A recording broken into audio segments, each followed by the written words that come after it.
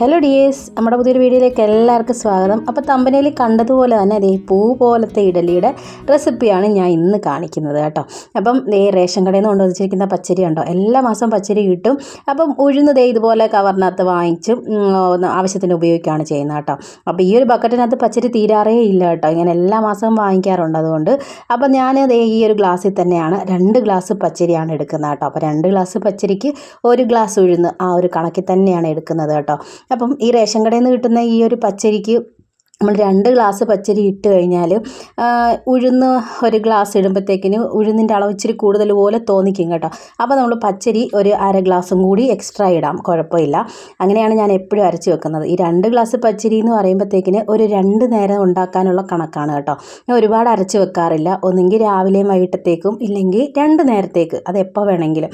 അപ്പോൾ ഒരുപാട് അരച്ച് ഫ്രിഡ്ജിൽ വെക്കത്തില്ല കേട്ടോ. അങ്ങനെ നല്ലപോലെ കഴുകി ഒരു ചെറിയ സ്പൂൺ ഉലുവയും കൂടി ഇട്ടിട്ടേ ഒന്ന് കുതിരാൻ വേണ്ടിയിട്ട് ഒരു 4-5 മണിക്കൂർ വെക്കുന്നുണ്ട്. ഞാൻ എപ്പോഴും രാവിലെ ഒരു 7-8 മണിക്ക് അല്ലെങ്കിൽ 10 മണിക്ക് ആ ഒരു സമയത്തൊക്കെ ഇട്ടിട്ട് വൈകുന്നേരത്ത് അരച്ച് വെക്കാറാണ് പതിവ് കേട്ടോ. ഇതിപ്പോൾ 4-5 മണിയൊക്കെ ആയപ്പോഴത്തേക്കിന് ഞാൻ എടുത്തു. അപ്പോൾ നല്ല മഴക്കോളൊക്കെ ആയിരുന്നു, അതാണ് കേട്ടോ ഇരുന്നിരിക്കുന്നത്.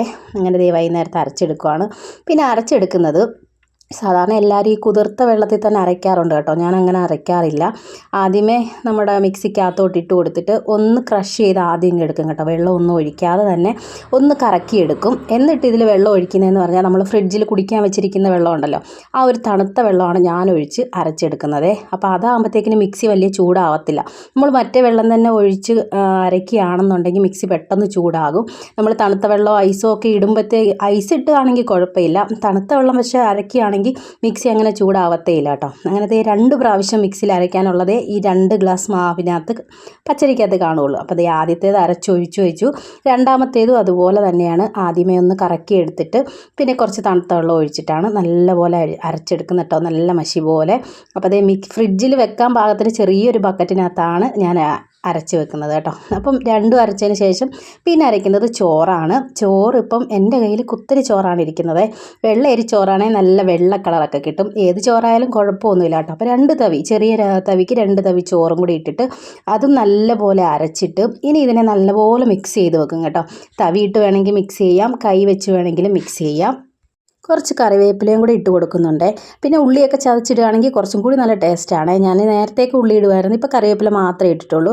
പിന്നെ കൈ വെച്ചിട്ട് നല്ലപോലെ ഇളക്കി മിക്സ് ചെയ്ത് വെക്കും കേട്ടോ. തവി വെച്ച് വേണമെങ്കിൽ ചെയ്താൽ മതി, കുഴപ്പമൊന്നുമില്ല. അപ്പോൾ അതേ നല്ലപോലെ ഇളക്കി ഒരു സൈഡിലോട്ട് അങ്ങ് മാറ്റി വെക്കും കേട്ടോ. ഇനി നമുക്ക് അടുത്ത ദിവസം ഒരു 7-8 മണിക്കൂർ കഴിയുമ്പോഴത്തേക്കിനെ മാവൊക്കെ നല്ലപോലെ പുളിച്ച് പൊങ്ങും. അപ്പോൾ അടച്ച് വെച്ചിട്ടുണ്ട്. ഇനി രാവിലെ എടുക്കുമ്പോൾ നോക്കണം, ദേ മാവൊക്കെ നല്ല പുളിച്ച് പൊങ്ങി വന്നിട്ടുണ്ട് കേട്ടോ. ബക്കറ്റിൻ്റെ ഒരു 1/2 ബക്കറ്റ് ഭാഗമുള്ളായിരുന്നു, ഇതിപ്പോൾ ദേ മുകൾ ഭാഗം വരെ എത്തിയിട്ടുണ്ട് കേട്ടോ. അപ്പം നല്ല ദേ പുളിച്ച് പൊങ്ങിയിരിക്കുകയാണ്. അപ്പോൾ പിന്നെ ഞാൻ ദേ ഇഡലി തന്നെയാണ് ഉണ്ടാക്കുന്നത് കേട്ടോ.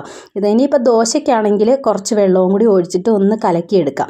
എപ്പോഴും മാവന്ന വെള്ളം കുറഞ്ഞ രീതിയിൽ അരച്ച് വെക്കുകയാണെങ്കിൽ നമുക്ക് ദോശയ്ക്ക് ഉണ്ടാക്കുമ്പോഴത്തേക്കിനെ കലക്കിയെടുത്താൽ മതി. അപ്പോൾ ഇല്ലെങ്കിൽ വെള്ളം ആദ്യമേ കൂട്ടി ഒഴിച്ച് കഴിഞ്ഞാൽ ഇഡലിക്ക് കറക്റ്റ് പാകം ആകത്തില്ല, വെള്ളം കൂടിപ്പോവും.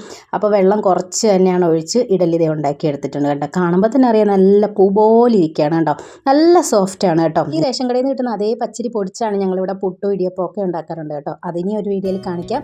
അപ്പോൾ ഈ വീഡിയോ എത്രയേ ഉള്ളൂ. ബൈ.